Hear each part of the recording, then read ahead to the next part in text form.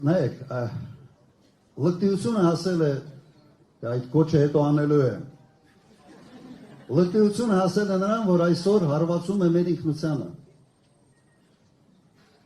Ես չեմ հիշում Հայաստանի պատմության մեջ, որ որևէ մեկը համարձակվի խոսել ինքնության դեմ, խոսել եկեղեցու դեմ։ Ըստ էության ինչ է ինքնությունը։ Սա ինչ որ բաներ է, որոնց շնորհիվ սենց համակցված այդ ամենը մեզ հայ է դարձնում, որ մենք ասում ենք մենք հայ ենք, որովհետև պատկանում ենք հայ առաքելական եկեղեցու, որովհետև ծնվել ենք այստեղ, ապրում ենք այստեղ, Արարատն ենք տեսնում եւ այլ եւ այլ։ Հիմա սա է ինքնությունը։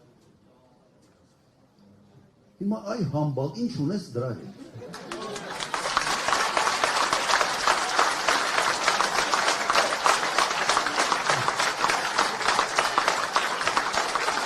Ինչն է քեզ ստիպում,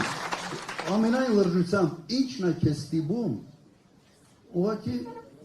խիես ցավացնում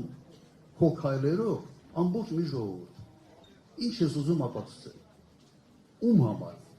Ես փորձում եմ այդ տրամաբանական շղթան կառուցել, ասում եմ լավ, եթե մարդ գլուխ ունի, ենթադրում ար գլխի մեջ ուղիղ կա, ենթադրում այդ ուղը ինչ որ բիոքիմիայի, ինչ որ շնորհիվ աշխատում, ինչ որ մտածում ա բան անում։ Իմ տպավորությունը, որ այստեղ ինչ որ պուլտ կա որևէ միտեղ եւ չիպ կա այդ գլխում եւ այդ պուլտը սենց կառավարվում է այդ գլուխը ինչ որ մի չիպով որևէ տեղից։